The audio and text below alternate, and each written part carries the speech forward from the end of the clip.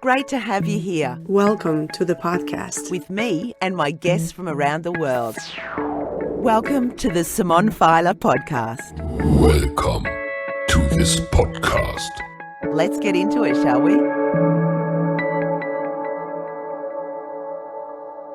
On the Simon Filer podcast. Fresh out of the studio recording Adam Bude's debut audiobook, The Art of Authentic Selling, right up my alley just quietly. As soon as I chatted with Ads on the phone, I really had my fingers crossed that he'd come in and read his book to me. And I'm so grateful that you did, Adam. Thank you for coming in. It's been an amazing experience. Thank you for having me. No, my pleasure. Obviously, you go into great detail in your book, but in a nutshell, your strapline says it all. Stop selling, be of service, and lead authentically. Where did the conception, being of service, first dawn on you? That's a really good question. I think my whole sales career has all been about selling. And you look at the indoctrination of business and corporate and companies, and it's all just sell. And it wasn't until probably a couple of years ago through my own personal development journey that I was listening to, it was an audiobook or a podcast, or I don't know, I do so much of it, it all blends into one. Yeah. But just money is a byproduct of service, and money is just an energetical exchange of the service that you provide. And that's when the penny dropped. You know, and everything that we've been doing, it's all been about getting money as opposed to how I get money. As opposed to actually helping someone. As opposed to helping someone, and then that's just an exchange. Yeah, that's right. So how easy is it for a sales rep or any person in business, really, anyone, to change their mindset from I need to sell my product and service and make money to actually wanting to genuinely want to help people? Well, I think you hit the nail on the head by saying genuinely. Unfortunately, in most sales, the salesperson only thinks of themselves. They don't care about the end user. It's all about their job. It's all about their commissions. It's all about their bank balance. The purpose of this book was to really highlight that is a fact. And it doesn't matter what industry it is. That's the fact. People are all about themselves first. So when we get to a point within our life where we can look back and say, you know what? I understand the way the universe works. I understand the law of reciprocity. Yeah. I understand being of service and wanting to give without any expectation of return. Then they're holding themselves with so much integrity, and they're being so authentic with the people that they're talking to and ultimately servicing. And then people want to buy. And people hate being sold to. Yeah, there's nothing worse than going into a shop and you can't even get in the front door without them coming up saying, "How are you today? What? Jump all over him. It's like seagulls and bread. I'm leaving. You know? And I'm the same. I can't stand it. It's like, I'm fine. Leave me alone. Yeah. Someone rings me, the telemarketers. I just can't stand it. Me neither. In fact, we've taught our kids to answer the phone in Chinese. Really? And then people just hang up because they think they've rung the wrong number. I don't know, whatever. That's gold. But yeah, we hate it. So being sold to, if you think about it, no one likes it. Yeah. So why would you do it to someone else? It's such a way of the world, you know, but on the other hand, back to what you were speaking about before, so is like the law of attraction. I think it came out with Oprah with The Secret, and it's just getting bigger and bigger and bigger. Yeah. And I'm meeting more and more people who know about it. I don't know, in your circles of people, are you finding that more and more people are knowing about it? Yeah, very much. We did law of attraction a long time ago. Yeah. That was way early in our PD development. And I think one of the reasons why I came here to do my book was from the conversation. I knew that we were both on the same wavelength. Yeah. And there was no pressure selling. Yeah. You were just upfront. You were honest. And yeah, this is what I can do. This is what I can do for me. And you spoke your truth. And, even when you're doing that, it's not even a negotiation on price. Yeah. Because the price is irrelevant. It's about, this is what I can do for you. Yeah. If that's what you're looking for, I'm happy to help you. Yeah. Yeah. It needs to be taught in schools. Yeah, it does. Okay, so who were your first inspirations then when you started on the path, firstly, to finding out about the law of attraction, I guess, then on to your, writing this book? Yeah, as I spoke about in my book, I've been on a long journey. So when I first started commission sales, I realized that I didn't have the skills that were required to actually communicate with people properly. And that's when I started to look at upskilling myself, because you say it should be taught in schools.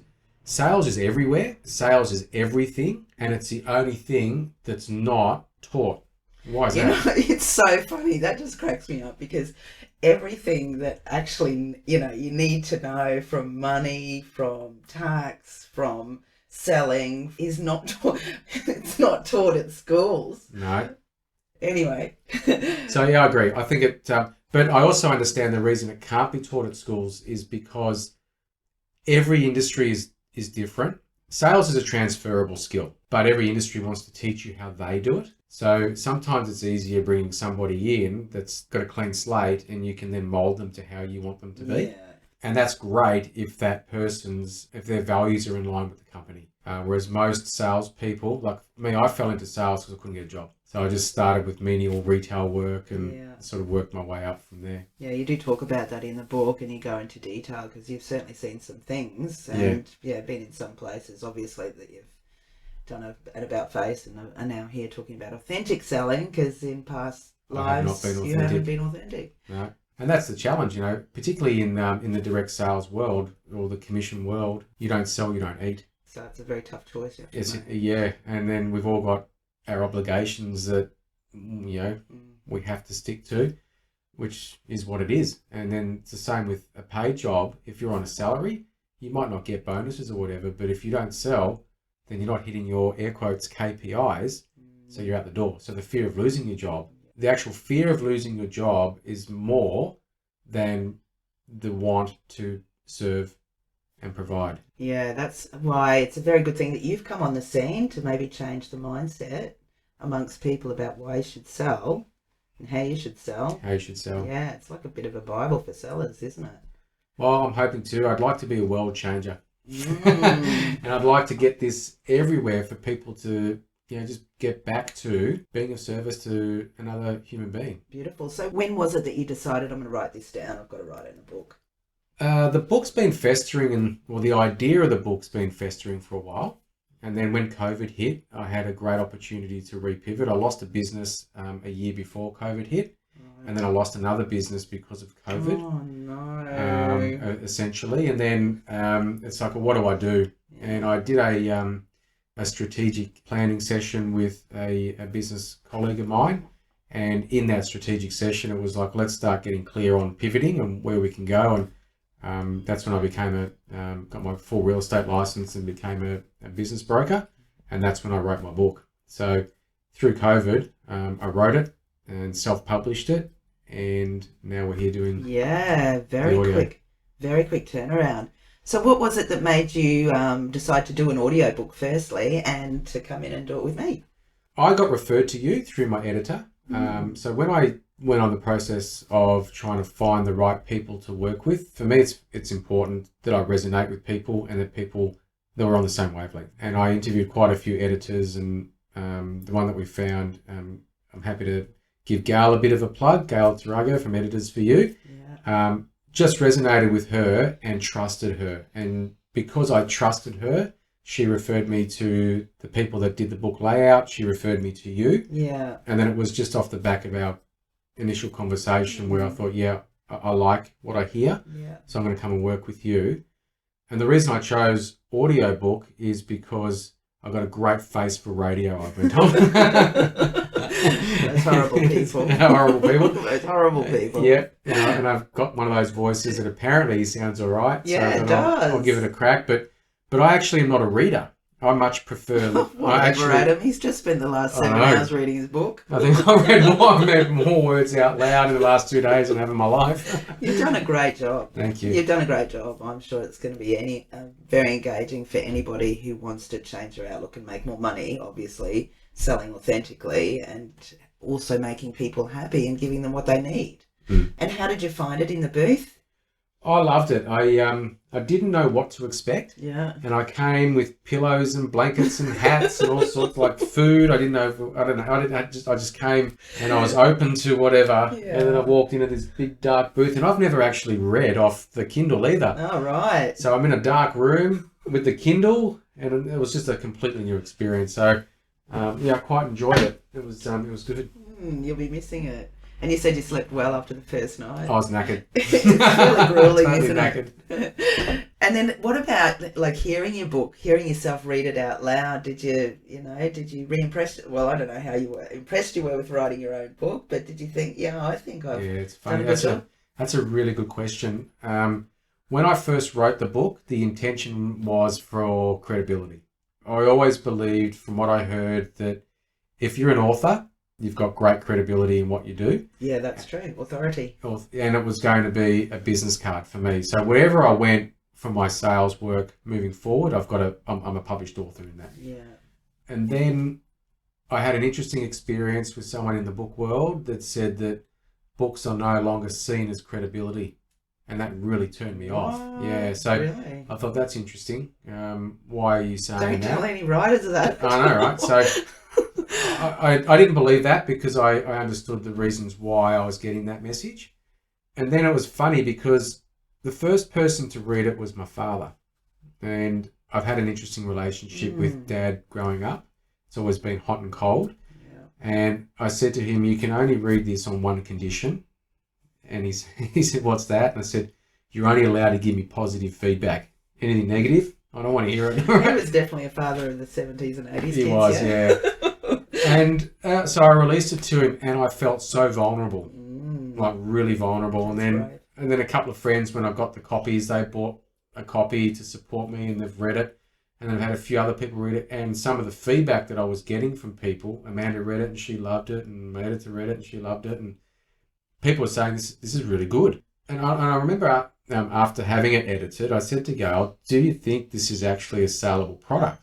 Because my intention was not to make it a saleable product. It was to be a business card. Right. And she says, yeah, I think you've got a great message. Oh, that's awesome. Great feedback. Yeah, really good feedback. And that's constant feedback. So I'm getting really good. So that was when I decided, all right, I will make it an audio. The goal is to now take that book, which is not a how-to book, but there's a lot of storytelling through the book. Yeah.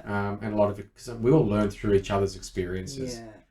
Is now turn that into a course. And once I have that as a course, maybe a podcast like what you're doing now, and then we can reach it all around the world and speak to more people and change the way we interact as human beings, because I can't stand it. Yeah. I just can't.